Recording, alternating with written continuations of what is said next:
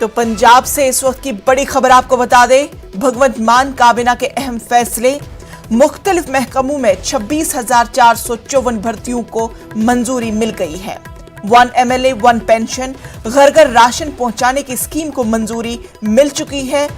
पंजाब काबीना की जानिब से यानी भगवंत मान काबीना की जानिब से अहम फैसलों को मंजूरी मिल चुकी है। मुख्तसर जिले में कपास की खराब फसल के मुआवजे के लिए 41.8 करोड़ मंजूर किया गया है। छोटे ट्रांसपोर्टरों के लिए फीस जमा करने के लिए मजीद 3 माह का वक्त दिया गया है।